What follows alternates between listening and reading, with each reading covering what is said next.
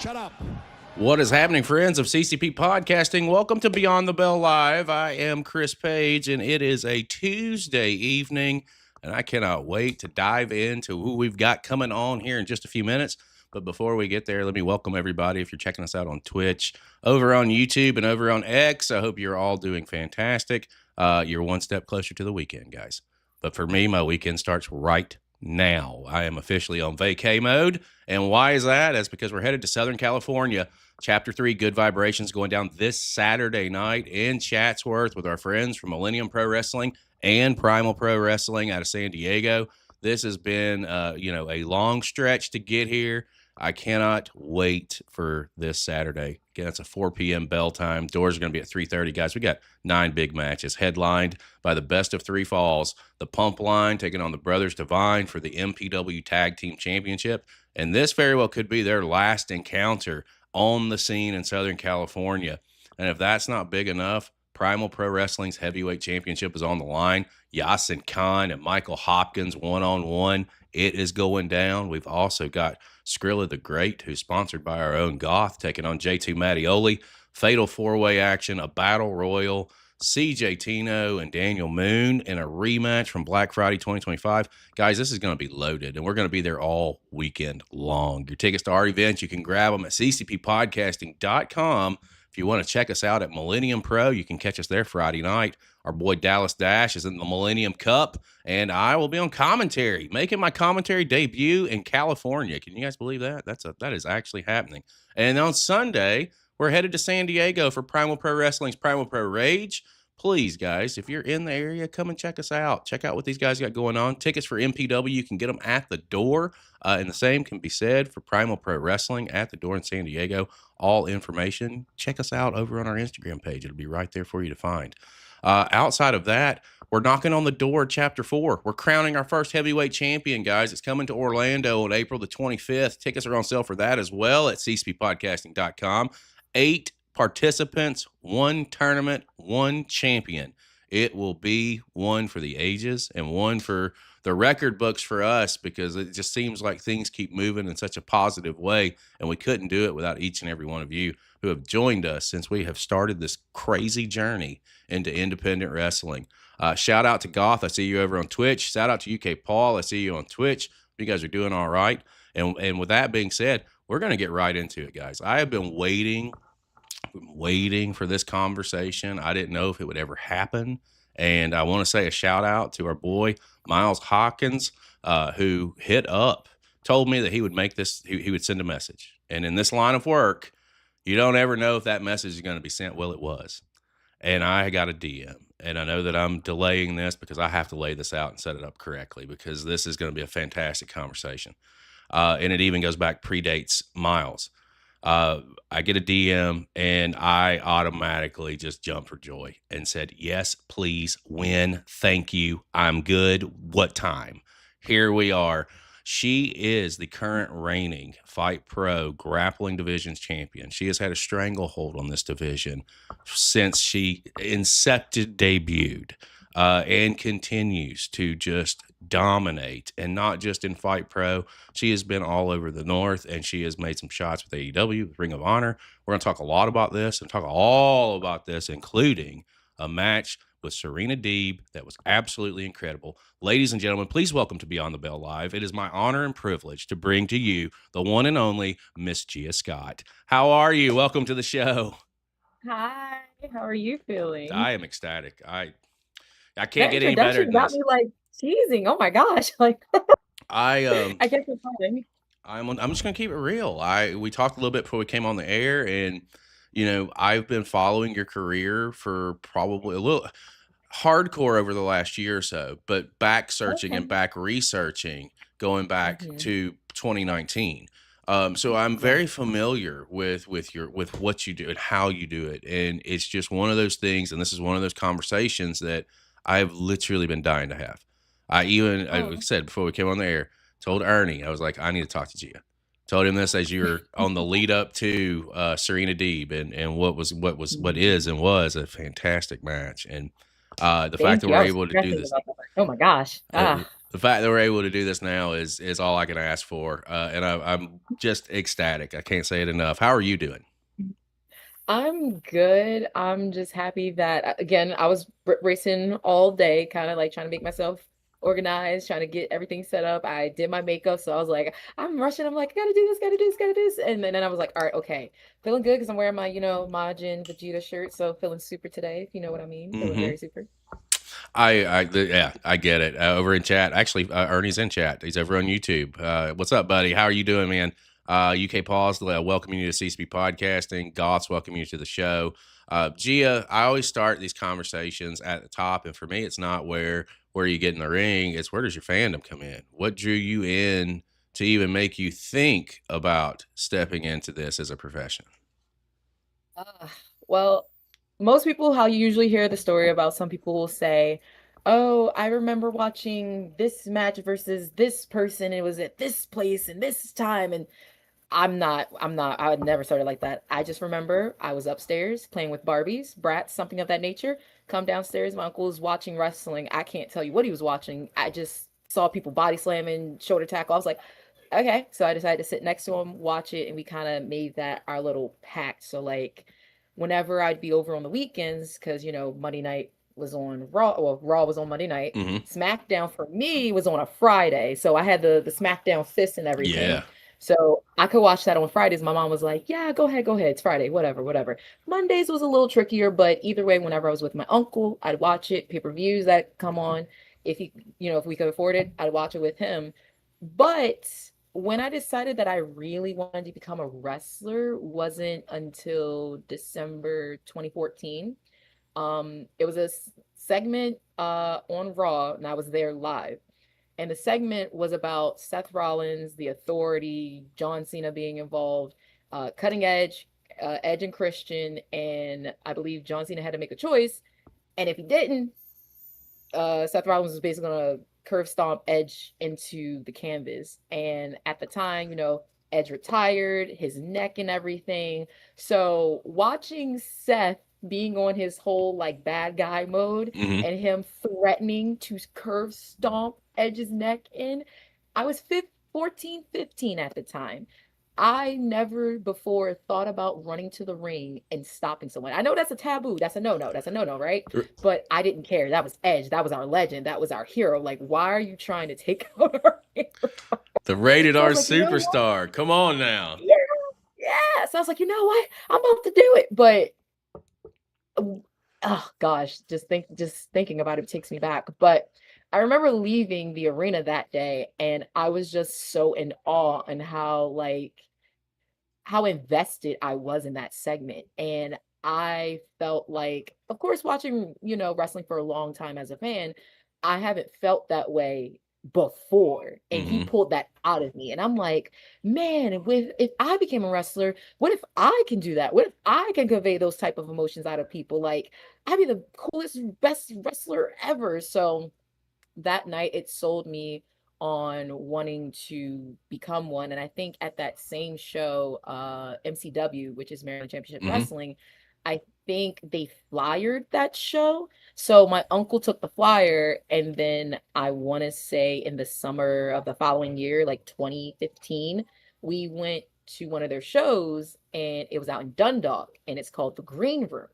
And the first person that I saw there that I was like, the only reason why I went, Booker T was a special guest person. Hmm. So I went there, saw Booker T. He said I looked very nice and I had like a really nice smile and everything. So he was amazing. He was sweet. And it was my first time watching wrestling Dundalk, like, and it's called Duper Up Close. Like I could hear the ring smacking, people body slamming.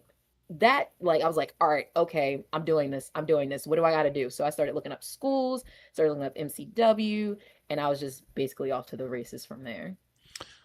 Isn't it funny how it all starts? Like it's that memory that you never forget. And like for me, it goes back further than that. Like I was an 80s child.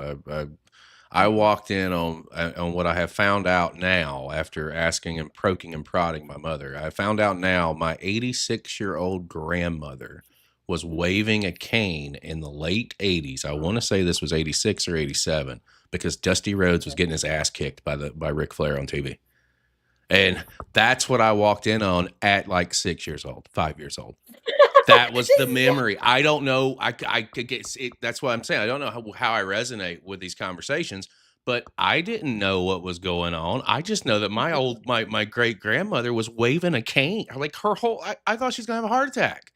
But it never left me from there. And knowing that, like, kind of, it was a family kind of little bonding thing, that is another piece of this that is so cool to me, because it's another layer of following the dream, really, when you get hooked in, and then you've got someone that's right there with you that was there from day one, and they're still there today, right? Like, it's so cool to really sit back and really think about stuff like that. And then when you make that transition, and now let's fast forward, and you decide that this is something that you're going to do now. You're going to try and get into training. Obviously, you go and you check out the show, and knowing that you break in there, like, what did that process look like for you when you said, all right, it's go time? You just obviously hit them up and say, I'm interested. Well, for me, my story was a little different. Okay. When I was 17, my mom passed away. So before she passed away, we kind of had an understanding that, like, she was like, you want to do wrestling? I'm like, yes, I want to do wrestling. She's like, all right, okay, let's get to work. So I knew, like, I want to say 16, I was like, all right, I'm going to have to start saving some money, because of course it costs money to go to wrestling. So when I turned 17, she unfortunately passed away at the end of, I want to say, was it 2016? No, 2017. I'm sorry. I think somewhere 2016, 2017, she passed away. But when I turned 18 that following year, I knew that I wanted to go to MCW because they had like a whole class that you could go through and everything. I hit them up. I looked at the website and I was like, all right, okay, this is where I'm going. And so, again, turned 18 in February. 2 months after that, April comes around, instantly into wrestling. So I'm in my last year of high school, freshly 18, doing wrestling. So everyone told me, like, all right, wrestling's gonna be hard, it's gonna be hard. I'm like, yeah, I know that wrestling's gonna hurt, it's gonna hurt.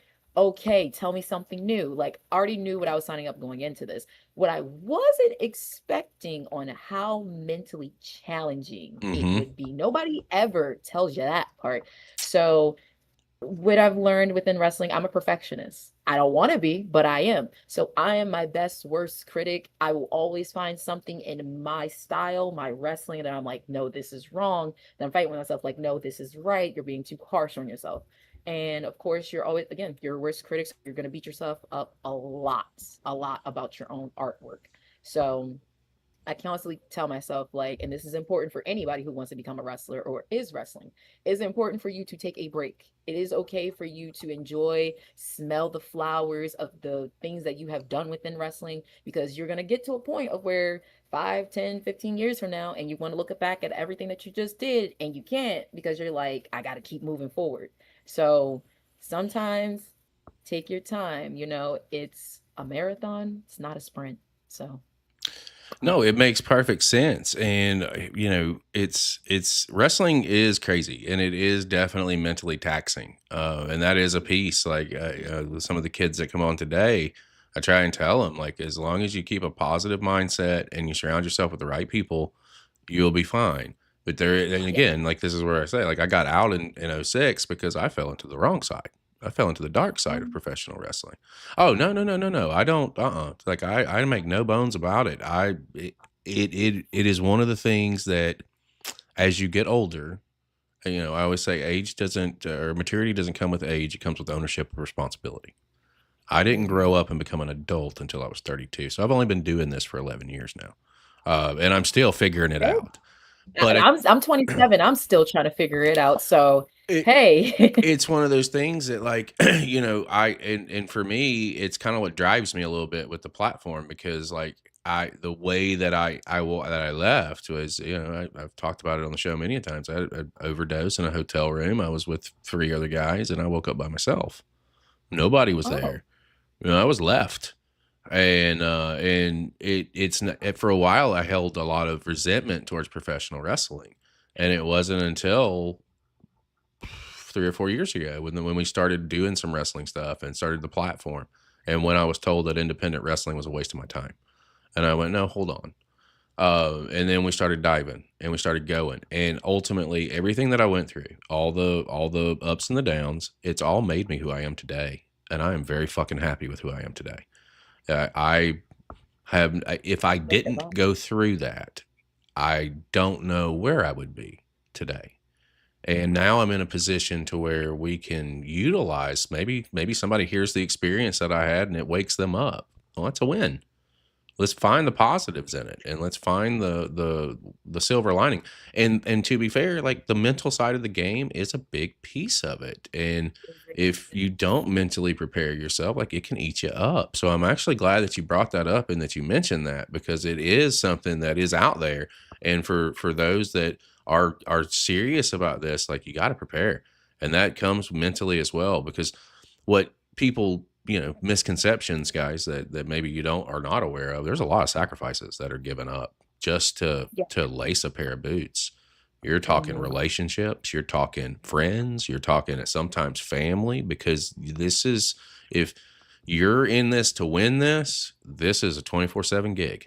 It doesn't stop, and you have to put it first, and sometimes that's hard to do. But that's my rant. I get one of those a show. I'm probably going to pull another one. Sorry. When you get into training, I always ask this question because I'm very interested, because obviously in my day to your day, it's a little different. There's some time there. What were some of your strengths that maybe surprised you, when you got in there, you're like, oh. I will say, all the credit that I will give to the person who trained me, both of them there. I had two trainers. One of them unfortunately passed away. His name is RJ the Bruiser Meyer. Love, love, love him. He is my wrestling dad. He's my wrestling coach. Mind you, I've never really played any major sports. Like, I know some kids grew up on like soccer, basketball, track. I was none of those. I look like I could do all of those. I just was never interested. I was the person that was into chess. I was in chess club. That's what I like to do. I fucking loved you like that for a reason. Chess club. I am coming and we're playing a game of chess at some point in time. Gia Scott and Chris still Pace. Play the game to this day. Yes. In a chess match, it'll happen. Yes. So I'm into playing chess when I should have been into just athletic stuff. But my coach RJ and my other coach Dean Guttridge, they both, like, instantly when I first came in, when I told the story about my mom, Dean, he instantly, like, felt, I don't want to say sorry. He felt like he could relate because he lost his dad as well too. RJ saw something in me. He was like, instantly, I don't know what it is, but you have it. We're gonna work with it because you're a baby, you're fresh, you're new, but there's something there. So when Dean, he was in charge of the beginners class, he took care of just all the beginner kids, including me. One thing I will say about my class when I was wrestling, I was just weirdly athletic. Like, I was picking it up quicker than normal. And so we were able to escalate and do a lot of things. And I was eventually able to kind of upgrade myself to having like these smaller matches and getting prepared to have a main roster type of match. And I think, if I'm being honest, I think I got my first match on the show in less than a year. And normally for girls, that's actually kind of hard because they don't tend to pick it up that quick. And with me being a girl, I think I was the only girl in the wrestling class as well too, because the other girls, they kind of just fell off. So I'm in the ring, like, training with the guys, like trying to wrestle like the guys, and also have my coach who's very passionate about what I'm bringing to the table. He didn't just see me as like a woman or a girl. He saw me as just the rest. Like, you want to train to be a wrestler, you want to train to be, basically, he called us little monsters and whatnot. He trains monsters to be champions. He's like, this is what you're gonna have to do. He never sugarcoated it for me. He never treated me any different. He was just like, look, you want to be this, I'm gonna give you the tools, you got to run with the ball. Okay, I'll do that. So how the way I even got my first match though, he didn't tell me because he knew I was going to freak out. So one of the older students, they're like, oh my God, Gia, congratulations, you're going to have your first match. I'm sorry, what? What? He's like, yeah, your first match. You didn't hear about it on the page? What do you mean? What are you talking about? So he shows me. He's like, "Yeah, this is you, right?" And it says Gia Scott versus this person on this date, and I'm like, I'm go up to him, and he was like, I explained the same thing to him. I was like, "RJ, what's going on? I just found out I have a match." He's like, "Oh yeah, I forgot about that. Good luck, kid." I'm like, "Wait, no." So he made sure I was prepared for it, but he wouldn't put you in a position or a situation that he knew that you couldn't handle, that he didn't see with his own eyes that you weren't ready for.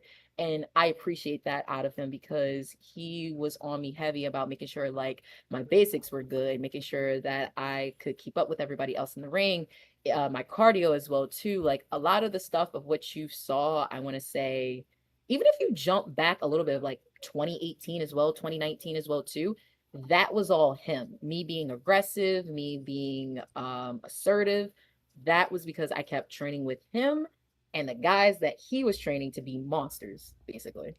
So Well, you mentioned the surprise debut. So let's talk about that for just a minute. Everybody remembers their first time out through the curtain. I tripped over the ring steps and the ropes getting into the ring, and it was definitely not because I tried to.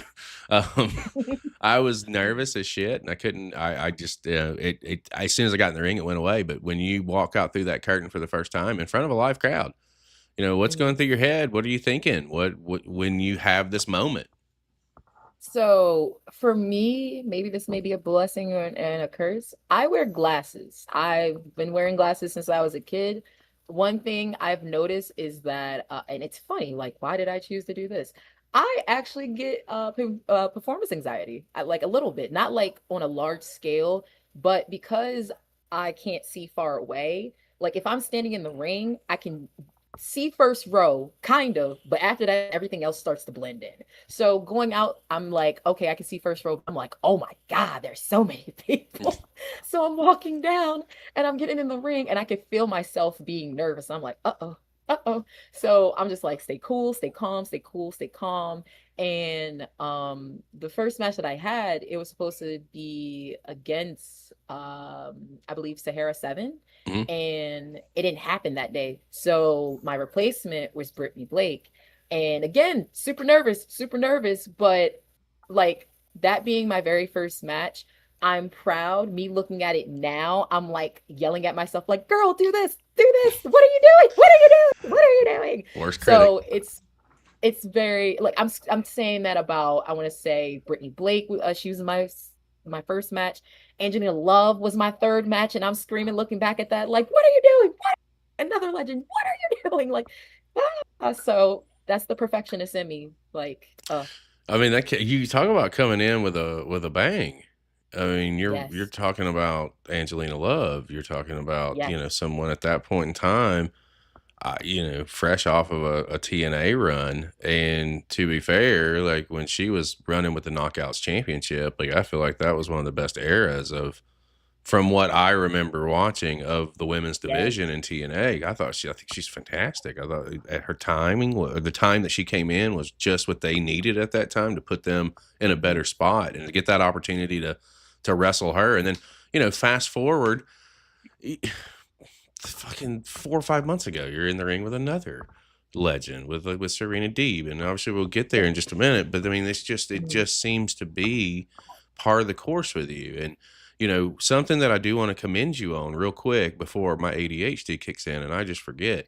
You I know know, how that feels. I don't want to, I don't want this to be a touchy thing by any means, but with your mother passing away and it being a really big thing for her to be your support system and a piece of that support system, and for you to not quit and to say, because at that point, one or two things can happen.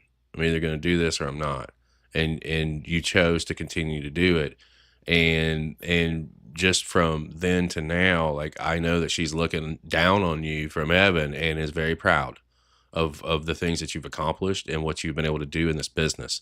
And what's crazy is you're just getting started. You're Yes, really I just getting started. it's hard because I keep telling myself, and I think this is the perk of like starting very young and early. Because again, if it was my choice, I probably would have started wrestling at 15 instead of 18. But I'm telling myself that I'm still young. I'm 27. I'm not 37. And even if I was 37, I probably would still try to keep wrestling as much as my body would allow me. Yeah.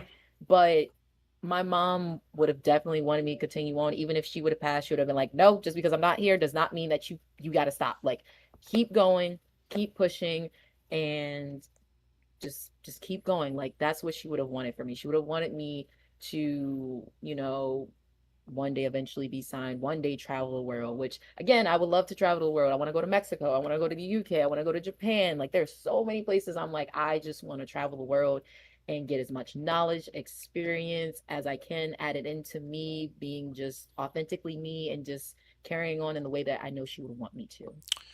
Well, I can appreciate it. I did not know that piece of your journey, and I've lost my dad when I was in the industry. Was only in for I think 2 years at that point, so it was one of those things that it's tough, and to know that you continued that track, it's just fucking amazing. And you've been Thank able you. to accomplish a lot in that time frame. And for me, here's something that you know, I want to. I hope this doesn't come out the wrong way. I really don't, guys. If you're watching, I apologize in advance because I'm not trying to say anything out of line. But I don't think that there's enough positive representation. Um, You're right. No, speak it. You're right. and Speak it. Go ahead. and I think that you are a piece of a positive light for and so like it's full perspective. Like I'm openly gay. Everybody knows this. My husband's black.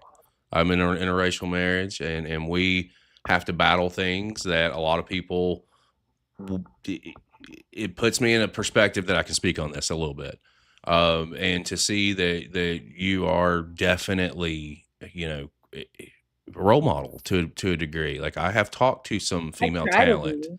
Yes. younger talent who have name dropped you as somebody that they look up to, and it's not where I intended to go with this piece of the conversation, but it does matter, and you are definitely doing just that. And I just wanted to take a minute to at least acknowledge that, because if there's one takeaway from this whole conversation is that I appreciate it, and I appreciate what you're doing, and I appreciate the level that you are going to represent not only female talent, but African American female talent as well. And it's really cool to see.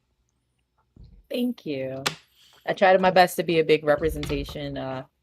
It's all I've ever truly wanted to do. Like, just in general, like seeing somebody that looks like me, like on YouTube or even on your screen, I'm like, all right, I did my part. Like, I'm now someone you can be like, I want to be like her, or I want to like live through her a little bit, like just how cool she is. Like, all right, I did my job. Like, thank you. Yeah, So I'm always and about it's representation. effortlessly, and you don't have to do it. But all you have to do is show up, and you do. And you show up Mhm. every match, every show. And to be fair, like we talked a minute ago, like you're 27, and like I said, you're just getting started. You're 8 years deep, and at 27 years old, that's a scary thought, because if you're this good Yeah. now, I can imagine how good you're going to be in 10 years. And it's one of those situations that I look back on, and I sit back and I just watch, and it just puts a smile on my face, because I'm like, yep, every performance I see, every match I see, it just keeps getting better and better and better.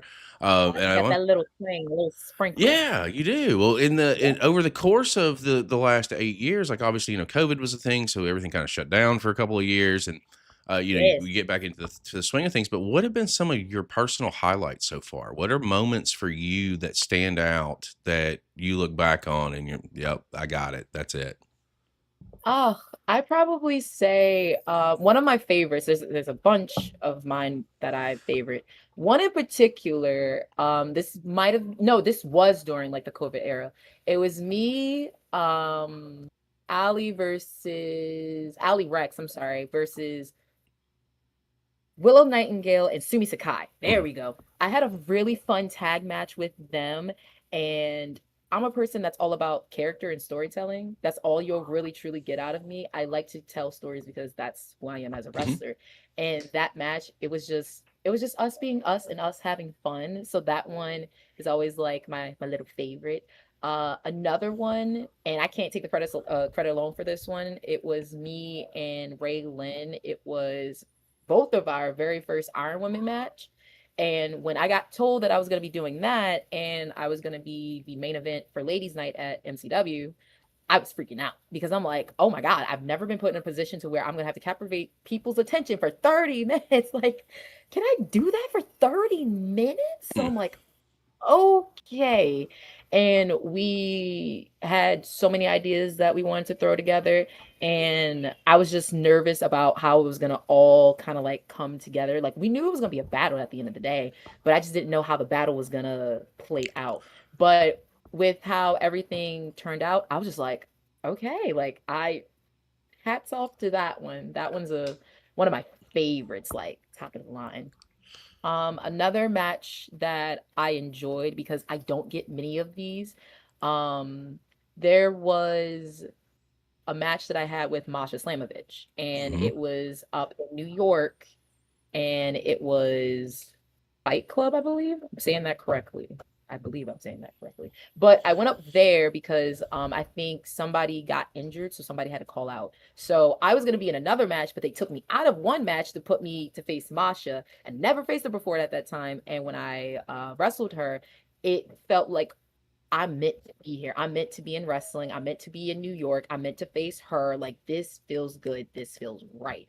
And it's very rare when you get those moments in wrestling where everything just like Clicks. comes together and it's just it's mwah, it's beautiful. It's like like chef's kiss. And it's very rare when you get those and then everything just again falls into place and it's just it feels beautiful. Another person that's hard hitting and I do want to face again, Kylan King. I know she's Mm. coming back from injury and I've been watching her a little bit, but I did have the fortunate chance to face her twice. I think our last time we faced off against each other, it was physical. I want to say it was in Virginia. I could be wrong. But either way, it's been a moment since I faced her. And she's one of the women where I'm like, she gives me what I'm asking for. We both have that fighting spirit. We both like to hit hard. And we're Mm-hmm. both into it. So yeah, Kylan, hey babes, I'm waiting for you to make a full recovery because me and you, I wanna have it one-on-one again. So those are my special moments. Ernie, I know you're listening. Write that one down. Kylan King's a lovely one too. Write that one down, Ernie. Uh, no, I always like to know what moments stand out to you guys because you're the ones that are in there making them, and you never know. You talk about the match with Masha, you never know when things click and when that switch goes off. Like it's hard to explain unless you've been there and you've been in the situation. And I had my clickable moment was back in 2001. I was with Ricky Morton for 2 weeks with the Rock and Roll Express, and I was working opposite. And again, replacement situation because the guy that was going to do the loop got hurt, and I happened to be there and decent at what I did. And it was at the end of that loop because I pissed off Ricky and I couldn't understand why. And he kept telling me because I was moving too fast. And it was for Oh, the whole loop. And then the final match, he finally came back to me and he was like, "Thank God you did it right." It went, ah, all that work, it paid off. But then that taught me how to slow down. That it took that whole run, but then I learned right then and there. Like that was something that was a facet of my game that I was so horribly weak on. And all he was trying to do was help me. And it clicked. It hit that moment hit. And now like I want to talk a little bit now about Fight Pro because obviously I've definitely been following along as you are the grappling division's champion. You've got a stranglehold on the division. You are Fight Grappling. Like that's just where it's at right now. And you've had a tremendous run. So where do you cross paths with Fight Pro? How does this thing come together? And the opportunity to represent the entire division of the grappling division. well, I will say how this even began. I know for sure that Fight Pro hit me up first because they were having a tournament. Okay. And very beginning, starting out super fresh, baby brand new. So I'm like, okay, I'll give it. I'm a trusting type of gal. I'll give it a chance. Why not? What's the worst that can happen? What's the worst that can happen? So I'm like, all right, okay. So I get put into the bracket for the tournament because we're gonna be crowning the first ever, the inaugural Fight Pro Grappling Division champion. So I'm thinking to myself in this whole entire thing, I'm like, I may or may not get far, but hey, if I don't, let's have fun with this. So before I know it, I believe the first person I faced was Damaris. Damaris Hawkins, I believe I believe I'm saying that right, but I know Damaris. I faced you. You were my first match.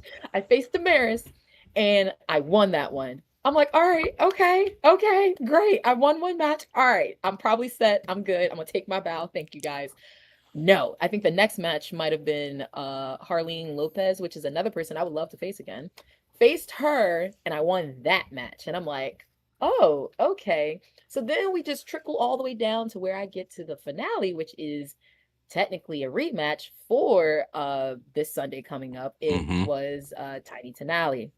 And I was, I was a little bit on a mean streak because, I had to prove my worth, prove my keep, kind of have a little iron fist when I first came on, Mm-hmm. and I beat Tiny. And from there, I'm like, okay, I made it to the end. I'm here now. I'm now the champion. Now I really gotta make my stance, a little stake down, just into the heart, nail in the coffin. I'm doing it now. So from that, it was just for me to kind of like, in a sense, figure out who I wanted to become while I'm at Fight. What do I want to do? And what is my attitude now being here? Because I'm in a different company. I don't want to be the same person I've been for at that point. Let's just say 8 years. At Sure. that point, because I'm the greatest damn woman, and that's what everybody has known me as. I want to try something a little different, even though I don't know what I'm doing as of right now. And kind of navigating my path within Fight was kind of like, all right, okay, I kind of want to be like this tyrant a little bit. Like, this is my division, this is my title. It's kind of like, in a sense, why I name my belts. Everyone asks me, why do I name my belts? I'm gonna say it right now. When you bring home a brand new baby, you don't just call it the baby. I No. mean, unless you're the rapper. No, you don't call like, come here, baby, or go get the baby. No, like, you name your baby. So I name my belts, okay? They all get a different name. And to me, I name them the way that I want to name. There's a reason why I name them, but that that's right there. I'm Mm-hmm. naming my baby because it's my baby, okay? So I named my championship Tiffy. Mm-hmm. Tiffany. Like, I love, she's cute, she's purple, she's beautiful. So her name sometimes Tiffany, Tiff. She's Yep. my baby. That's my girl. Okay. So again, I won it and I'm like, all right, this is awesome. This is cool. But then we get to, I want to say, last year of the summer when I faced Stevie. And I was kind of feeling like I was going through a hard time, a little rough patch. And I know that I was like, okay, I still want to do this, but I got to figure out what is going on before I can continue being the champion that I know that I can be. But I don't want this to affect my work at any point of stance at any time. So we had our show in the summer, and it was, believe it was like it was a time limit one that we had, and it was like you had to beat or you had to survive with a certain amount of time. She didn't make it through. That's okay. That's okay. But either way, I won that one. Mm-hmm. So after that, I was like, all right, I want to go to the drawing board and I want to figure out what I want to do with myself, because I was going through things personally, and I felt like within wrestling, where I was talking about where you need to make sure you're okay here mentally before you can do anything else. I felt like at that time I was not okay mentally, but I kept trucking on as if I was okay mentally. And I think after facing Stevie, we move slightly into coming around to Serena Deeb. So this all trails around.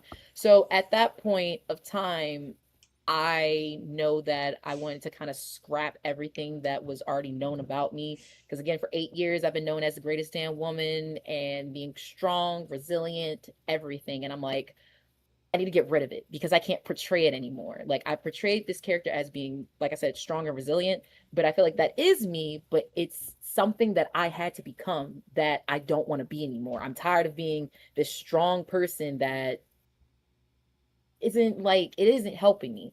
So got rid of it, got rid of everything. And I'm like, all right, I'm gonna come to Fight with a new stance, a new approach, just me being me, real, authentic, and everything. So I ended up kind of going on a journey, like a musical journey, where I started listening to old school hip hop, rap, and everything.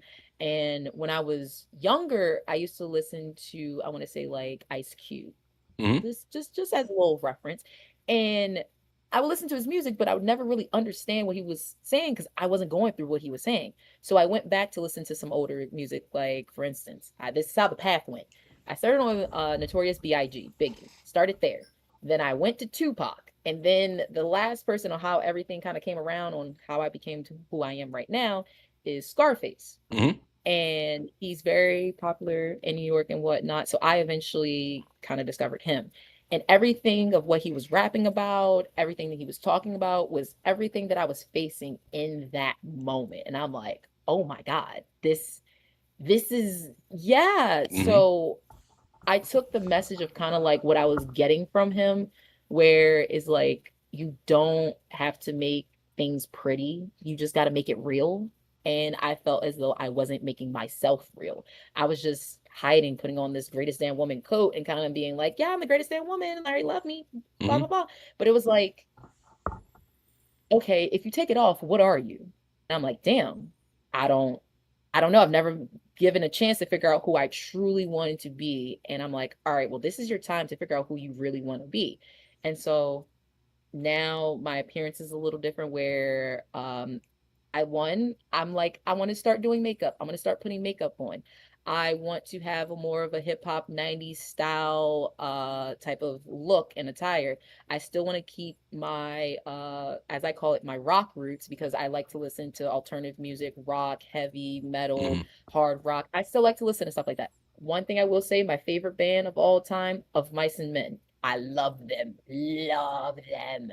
But I still want to keep that aspect because I feel like that's what keeps me somewhat edgy. So I'm like, okay, well, let's keep this, get rid of that, get rid of that. And so now what stands before you is Miss B.I.G., who's beautiful, intelligent, and gifted, which are all three things that are very much true, and all three things that I can portray in the ring and also portray outside of the ring. So it's the representation now. It's me, it's me being authentic. And even when I faced Serena that day, like that was the first kind of representation of figuring out like, all right, where am I going? And she was the start of it. Like wrestling her, that was another clickable moment where I was like, I was meant to face her. I'm meant to be here and fight. I'm meant to represent as a champion. And it just clicked. I felt like the path that I've been set on, the path that I've been going on for such a long time, I'm like, all right, okay, like yes, this you're going the right path. And I'm more of a spiritual person. So I feel like sometimes the universe throws certain signs at you. And that was one sign. Facing Serena was very much a sign. Well, when I saw that match announcement, first of all, before I even go there, let me go over to chat. Ernie says he has the list, by the way. And then he came back and said defy or deny, as you were speaking a few minutes Mm, ago. yes. And The then fire demand, our yes. boy Goth says, I loved your match with Serena. It was amazing. And then obviously of Mice and so Mice of who? What was the band name? Of mice and men. That's what I Of mice thought. And and men. Yes. I was thinking about the movie for a second. I was like, that can't be right. Everyone thinks the movie No, the band, the band. I He's love the band. I've loved them. he I love them says since that like 2014. he's seen them live opening for Black Sabbath. So Oh, I want to see that. I Oh, know, I know. Way to make us all feel bad, Goth, dick. oh. No, going back to this to Serena. When I saw that match announcement go out, I'm not gonna lie. Like I'm at that point, like we're still building this relationship with Ernie and with Fight, and I believe in what he's got going on, and there's talent that's attached to it that drew us in initially. Tim Dynamite and Samuel Falsey, two right off the top of the bat that we have been watching for 2+ years. And I saw that they were attached to this too. And this is obviously going back before the Serena stuff. But when I saw Yes. that thing come out with Serena and the match announcement itself, in my head, I went, this is an establishing moment for the entire division. That's what this is Yes. right here. And this Yes. is going to be big. This is going to be big for the company. It's going to be big for you. Yes. And it's like it's a win the whole way around. And then we get to the actual match itself. And when Oh my God. we were So nervous. watching that back live, and like, no disrespect, and I know that there are going to be people who will watch this that were on the card and were on the show, probably even Fozzy and Tim themselves. This match was the one I was looking forward to the most. This is the match on the card that when it was out and was advertised, I went, this is the must see. This is it. This is what I got to see. And this also had O'Shea Edwards and why am I blanking on his name? He was so great on that show. Oh my God, Dropkick Master. Oh, what's his name? Rhett Titus? Yes. Why did I Yes. forget Rhett's Our name? drop Right there. kicking Rhett Titus. Yes. It's the same show that had O'Shea and Rhett, and there was a lot of star power on the show, and you guys were headlining. Yes. And as I touched on at the top of the show, like, I thought it was really cool and do think that's really cool that Ernie's given all of the champions, the opportunity to headline shows and to be the main event. And this was one that was big. When you knew that it was even happening, what was going through your head, and what was your internal reaction? Because I can only imagine there was some happy dances being done. I was instantly nervous. I will say that because for me, how I remember Serena was when she was with Punk. Yeah. And she was with the Straight A's Society. Yeah. And I remember because I'm more of a women's wrestler. Like, I will care more about women's wrestling before I care about the men's wrestling. That's just how I was brought up and raised. I was raised on the mud matches, the pillow fights, the Playboy bunnies, the bikini You were raised on the there. bullshit of women's wrestling. And I was there. I'm but don't even get started. But exactly. Don't. But once I found out that I was having Serena, I was just like, all right, okay. I already, in a sense, knew how technical Serena was. So I knew this was going to test me on all kind of levels because I consider myself a technical powerhouse. I love technical wrestling. I've had a lot of technical coaches in the past as well. So I've tried to learn from their learning tree to kind of add to my learning tree. But I already knew I was going to get schooled instantly. Like, I'm not shy of that. She's been in this business well longer than I have. So I ain't afraid to, look a little silly or goofy or get outmatched. I know that. But I think going into it and leaving it, I just wanted a learning experience that I got and get that kind of like clicked, like perfect pieces feeling. And it felt like with her style of wrestling and my style of wrestling, it just meshed very well. For that being our very first time too, I was just like, wow, okay. And just, I wish I could, like, one thing I would say, I wish I could go back and kind of just enjoy it because I was just so nervous.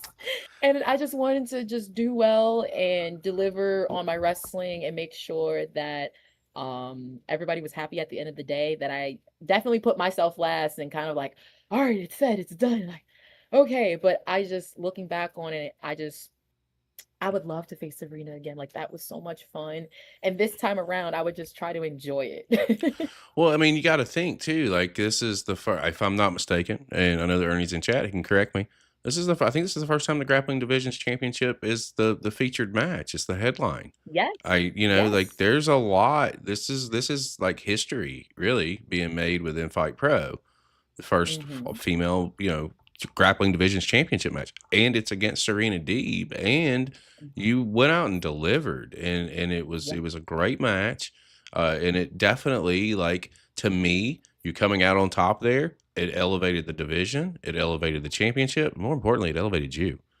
And you know what I mean? Like, it was a moment that for those out there who, if you've not seen it, I strongly encourage you to go over to Fight Pro over on YouTube and check it out, because it's one of those matches that is it's a staple, and it will be one that will be looked back on by all the women within Fight Pro moving forward, because I truly feel like that's one of those matches that makes everyone hungry.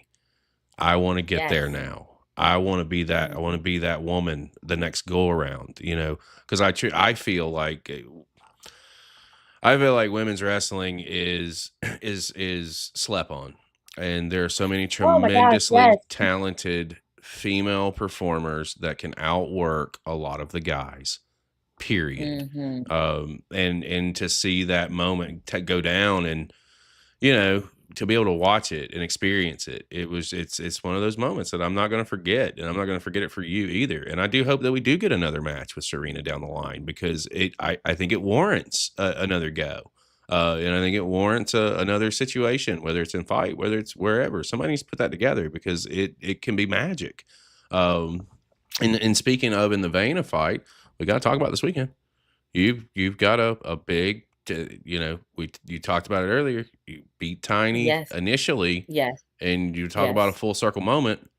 We're circling back around on what is arguably the biggest show of the year for Fight. I could be mistaken. Hopefully, I'm correct by saying that, because it's a loaded lineup, and it's you and Mm-hmm. Tiny one more Yes. time for the Grappling Yes. Divisions Championship. She has had to earn her spot to get back here. She's accumulated the points. She gets her opportunity. What are you thinking, and where's your head at as you're preparing to continue this dominant role, or this dominant streak, as the Grappling Divisions champion? Where my head is at is, of course, I want to retain my baby Tiffany and keep her close to me, but I would be a fool to say that I'm not nervous. I always get the butterflies. I always get nervous before big matches. But that makes me feel like I'm alive at the same time as well too. It tells me that I know what I need to get done. I know what my job is. I need to come in, show up, show out, and leave everything on the floor in the canvas, but I just need to show up. There's nothing that I haven't been able to do, or nothing that I haven't been able to conquer. One thing I will say, and I could be quoting this completely wrong, but I see it all the time whenever we would go to, I believe, the Monster Factory, and the quote kind of stuck with me.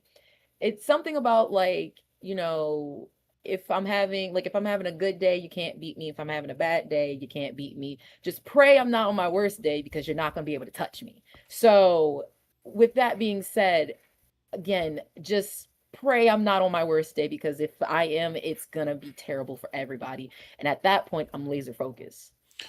So, I just know saying that super there's this has got to be, if you retain here, what would be next? Who would you see as the next viable challenger for you? There's so many women. I can't Every time I turn my head, there's always a new person. So I can't even say I want this person or that person or that person. Before I knew it, I had Serena, then I had a Stevie, then I had Vita, then I had Tiny. Like, before I can even be like, all right, they're like, me. Okay. So you know what? I have the biggest X on my back, and I know it. I've been ruling the division for as long as I can, for about what, a year or two at this point. So anybody can come get it if they want to. I will never reject anybody inside of Fight Pro, anybody outside of Fight Pro. Anyone can get it.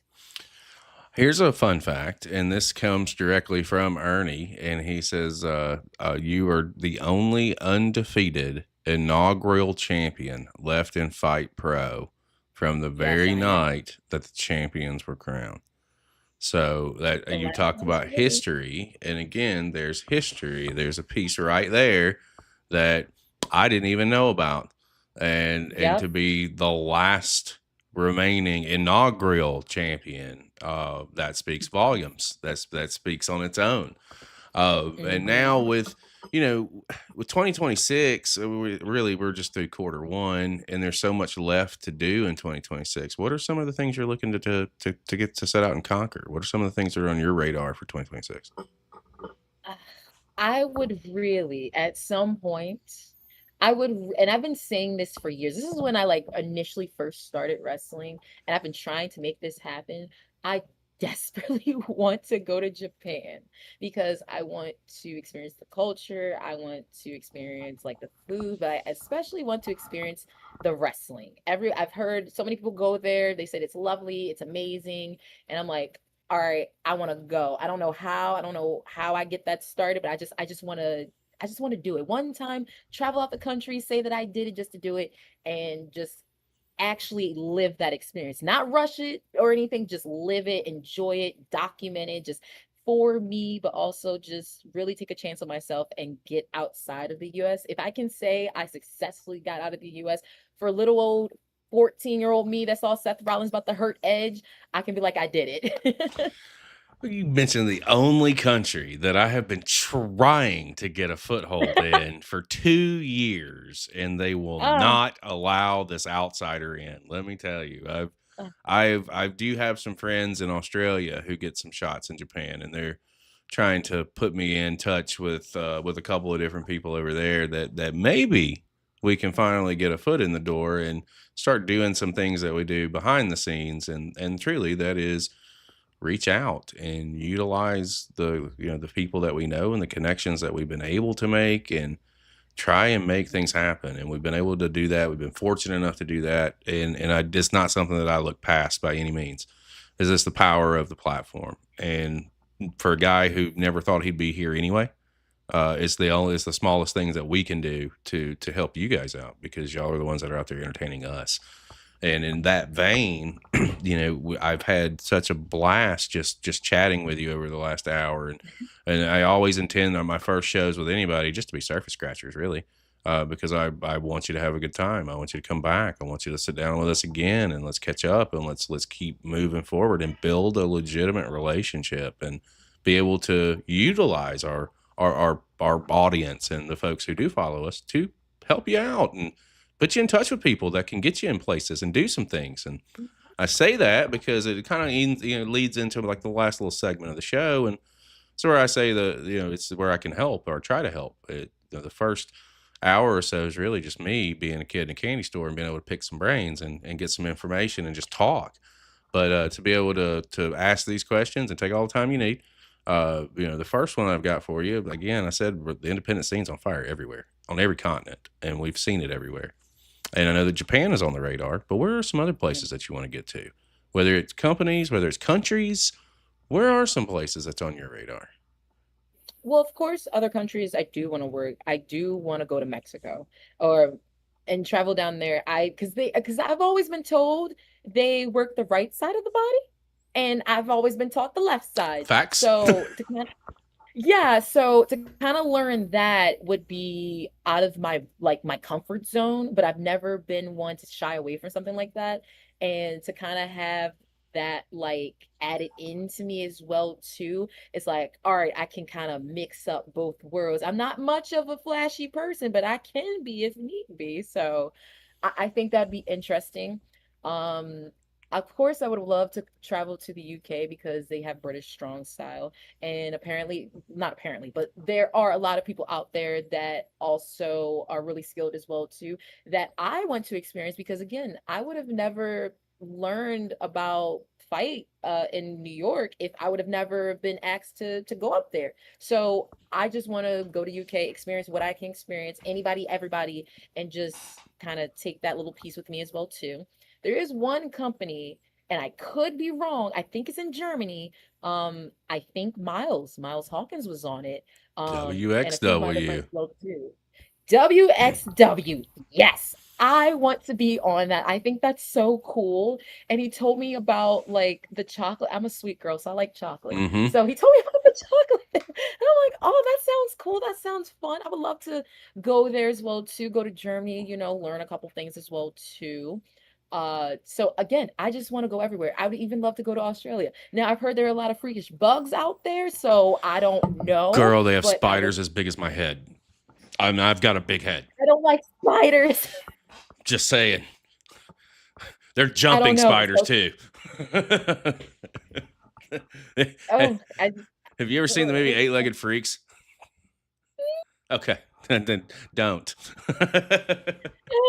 I'm not a bug girl. I'm so not, but I think I may go down there, maybe. But either way, I just want to travel the world. I want to get all the experience that I can get and kind of add it into me and kind of make like, in a sense, kind of like I'm an anime girl as well too. I like to aura farm. So aura farming or having different backgrounds to add into yourself within wrestling, you can't get any higher than that. Well, too, getting internationally, it's the styles. It's learning a new style. It's adding to your already extensive, resume and repertoire, if you will. And thankfully, Mhm. we do have a lot of friends in the UK, and we've got a guy that's over there doing a tour right now. And I'm not going to say that it came from the not mistaken. So like it's getting that opportunity, and for us, that is all that we could ever ask for, is just for people to get the opportunity. Because when being in this chair and talking to so many people, I think this may be episode like 150, 160, something like that. But I can tell who's Oh. serious and who's not. And for those that are serious and really want to do this, yeah, I have no problems in making phone calls or setting up a group chat so you guys can work shit out. That's that. You know what I mean? I don't ever do business for people, but I definitely will be a bridge, and we'll put you in contact with people who can probably make some of this stuff happen. In that vein, so we got some country in the UK, and there are a lot of tremendous talent that's over there that I think that you could mesh well with, and I'm very curious if any of them are.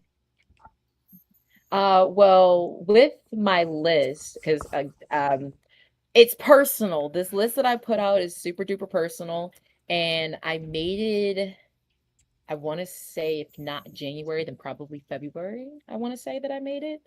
And I'll try to make it semi quick so we're not too long on the list, but I'll tell you who they are. All these people I faced. So I'll give you that one fact. Everyone on this list I've faced at least once. First one, I will say I want to face Lainey Luck. She is the current, I believe, WID champion. I had a fortunate chance to face her before we even got to that bridge of the ID championship. And, she's Lucha Lady. So when I faced her, it was different because I didn't know how to mesh my style with her style, but I feel as though where I'm at now, if I got that like run around again, I feel as though that I can make some beautiful magic. Second one, I did face her as well too now, but as we just match, and it was one of my favorites as well too. I don't even know why I didn't throw that in the hat, but facing her was very fun, and I think I'd love to mix it up with her again. Okay, this person I actually didn't have the chance to face, but I want to. So apologize about that. It's actually Deonna Purrazzo. Oh, So talk about a fantastic wrestler. Oh, she is someone that I've been watching closely when I first started wrestling. Of course, NXT, she went to WWE, she went to TNA. Eventually, of course, she's came back to the Indies. But I've been watching her career very closely. And the matches she be putting on, I'm wondering, like, man, if only I was in there wrestling technical with her. I feel like it'd be another situation with Serena, but with Deonna. So she's someone that I'm like, that'd be my special treat as far as I would want to face. The next person, only because she's technically my mother, and when I first started, I got compared to her athletic I was, and it reminded them a lot of Naomi. So when I started kind of like playing with extensions, colorful extensions, it did not help my case on being compared to Naomi, but of course I've watched her as well too, and I thought like she'd be another great one day, maybe one day. So too, I think that we can mix it up in the ring really well one day. So fingers crossed on that. Another person I had the fortunate chance to have a tag match with, but never a singles. And that is Miss Lovely Hollywood Haley J. I love her. I back down for nothing. Not a single thing. And it reminds me a lot of myself. And I think we were in the ring for a little bit, but I felt that instant connection to the point I was like, nah, I need to have a singles match with her. Fingers super duper cross on that one. But I love her. She's amazing. Another one, we've crossed paths in locker rooms, but we've never faced each other. I would say the opposite of me, but I feel like she's my good opposite of where, like, if I really wanted to showboat, be flashy, be sparkly, the showgirl, that would be me. But I think we could have a very interesting like mashup as well too. This woman crossed paths, but I want it so bad. I just to say I did it, but also be like, all right, okay, I want another one. Queen Aminata. Oh my God! I might be a little crazy saying that one, but Queen Aminata. I think I she is love the reaction. tremendous. I think she is. I She came is across her tremendous. through Yes. in trying to hone in on women's wrestling and what we could do show wise for Mhm. that. And watching back all of those episodes is what we did initially. And to see every one of them, we watched them all. And Mhm. Queen She Emanata was was one of the Yep. ones that stood out from the She very was first match. one that, I think, because Maria Kanellis, she had, a promotion, Women Wrestling Army, Yes. and I was fortunate enough to be part of that, and I thought I might have been able to wrestle her during that bout. It didn't happen. When I first discovered her, I think it was 2019, it was this promotion called Angel Gate, Mhm. and I discovered her way back then, and I always thought how interesting it would person that I'm like and everything. So she's just another strong hitting person. And now another strong hitting person that I got nervous with, but I want to redo because I was nervous, and is the forever champion. She is another person that I've desperately wanted to kind of rewrite history with. Oh, she for crying sake. Mhm. So she's another woman I would love to get back into the ring with. And last but not least, because she's been blowing up, I met her. I just saw a beautiful, tall woman that I just wanted to have a one-on-one match with. Lena Cross Okay. or Lena. She's someone that instantly, when at MCW, when we kind of had like I think a six-man tag, where instantly I was just like, oh, I want a singles match with her. She's awesome. And it was just something about her aura as well too that just kind of captivated me. And I was just like, okay, one day I think we may be able to mix it up somehow, some way. I don't know how, but I want to. But I'm super happy that she is being showcased off of TV because she is amazing. She's got the power, she's got the beauty. So she is the last person off my list that I want to face one day again.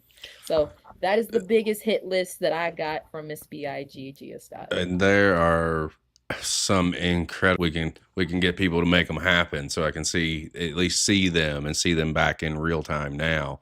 I think it's tremendous. Be curious from your perspective, who are some people that we should be watching? Who's out there right now? Have you been in the ring with them? Maybe they don't get the spotlight that they deserve, or maybe you think they deserve the spotlight. Who are some of those people that you think we should be watching? There are three people I can think of that come to mind Okay. that I've shared the ring with all three of them. One of them, the last time I faced them was last year, so I know she's very much grown since then. Janai Kai, the kick demon. She's Fantastic. someone that yes. Oh, I don't even got to say anything. I love Mhm. that. So I love Janai. She she is one person that like I have genuinely been afraid of being in the ring with because I'm like, all it takes is one sweet old kick to the dome and I'm gone. They ain't no recovering from that. So like I feel like I have to really be on my P's and Q's when I face her. Cause I know people say, oh, wrestling's fake. No, not Janai Kai. Let her kick you in the face. Jordan Blade. I've been in the ring with her multiple times. I love wrestling Jordan because she's very technical as well too. And she comes from, I believe, a jujitsu background as well too. So wrestling her has always been interesting and trying to figure out how to get out of certain things because her mind is working and moving at the same time my mind is working and moving. Mhm. So facing Jordan Blade has always ring with someone else so early on that I can like just tip my hat off to where we ain't got to talk. If we just have like a little thing, a little match against each other to kind of like test out our just Quentin, and he wrestles at MCW as well too. I love his work. He's been my tag partner a few times as well too, and the way how he wrestle, it's very innovative. Like you would never really truly think of it, and his strikes are very deadly as well too. So watching him has just been a pleasure, and watching all of them has actually been a pleasure and been very enjoyable. So those are my three people I say you should watch out for, especially Janai Kai, because again, Personally, through a women's wrestling army, literally, yes, she too was one of the ones. It was one of my first favorites. because I just loved what she was Hmm. doing in the ring. And then obviously as we watched more and more and more, like it was just got better. And did y'all square off there? No, we squared off in Fight. Ah, see, I missed the one in Fight. I missed that one. I'm gonna have to go Yeah, back we and take a squared look. off in Fight. Actually, wait, no, you're right. We Keep did, in yes. mind, I watched that just it was a couple years ago. But it resonates and it stands out because that's just I think she's tremendous. When she got her run, when like you don't really know me outside of the conversation that we had, but when I see you guys get opportunities like that and like get that moment, I do the fucking happy dance because to me it's I just love seeing people succeed. I just Hmm. especially in professional wrestling, especially when it's somebody that I've been watching for a minute and I see them get a break and I see them get the opportunity and make the most of it and then capitalize on it. Like it's so gratifying because Hmm. I can say that I've watched a little bit of the journey and have seen the progression and see where things are going and it's so beautiful and it's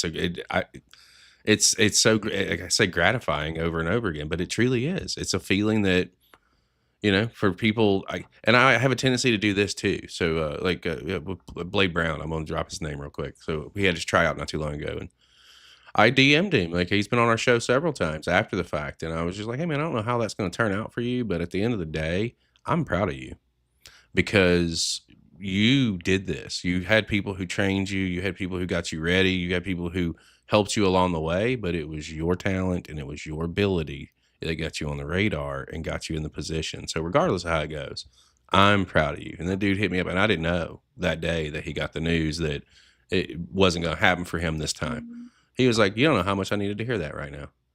That's the stuff that I look for.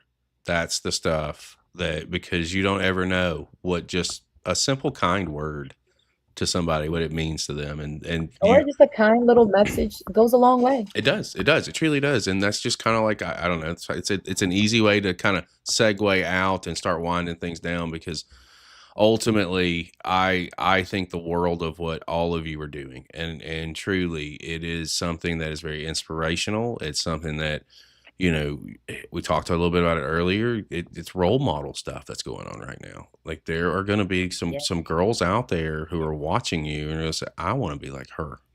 I want to do what she does. I want to." It's a power that I don't even think that we realize we have sometimes. And to see how well you utilize it, how great you are. This conversation has been absolutely fantastic, and I cannot be more thankful that you gave me just a little bit of time to talk to you this evening. So, before we close things out, I do like to turn it over to you. And if there's anything that you want to bring up, anything you want to talk about that we didn't talk about, or anything that you want to plug, by all means, the floor is yours.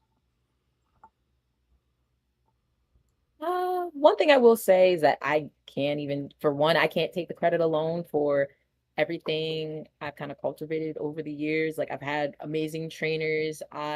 Best worst critic, take what resonate and leave what doesn't. And just continue on your path. You know what you want to do, you know what you want to become. Just follow your heart and go that path and go that direction because again, this is your life. Nobody else is walking in. Adulting. Oh, see, that's that intelligent It's, part. it's the adulting. You got to be an adult, guys. That's the moral of the story.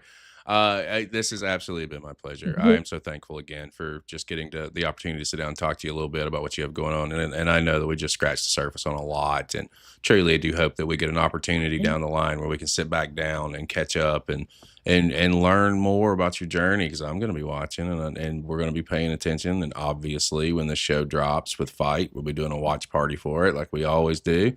And I'm really, really interested in seeing where you go from here because you've come such a long way in such a short period of time. And Yeah, it's so it's crazy. only the beginning. It's so crazy that it is indeed just the beginning. Guys, for those of you out there, if you're checking us out live, if you're watching on replay, it's been on the screen the entire show. The easiest way that you can show your support is by sharing, and subscribing. It costs you nothing. It's free. You're probably on social media right now. It's the Gia Scott over on Instagram. Please go hit the follow button. Follow what she has going on. Share stuff because that's the power that you have as a fan, and that's the power that you have in general. It's free. You may share a clip. One of your friends may see it. They're going to say, "Oh, shit, I like this. Let me go follow as well." And boom, you've just created another person to follow Miss Gia Scott. This has been fantastic. I wish you luck this weekend. You're undefeated. I don't. I know Tiny, and I know her well. I've seen a lot of her stuff. I've talked to her many times face to face. I'm looking forward to seeing what you guys put together, and I'm looking forward to seeing what's next for you on your journey. For those of you who have joined us, thank you very much. It's been a fantastic evening. And if you're in Southern California this weekend, you know where you're going to be able to catch us. Millennium Pro Wrestling on Friday night in Chatsworth. Chapter 3, Good Vibrations at Millennium Pro Wrestling Academy on Saturday. And we'll be in San Diego on Sunday for Primal Pro Wrestling and Primal Pro Rage. Please drop by and say hello. We'd love to see you. For my guest tonight, Miss Gia Scott, I am Chris Page, and we will see you next time.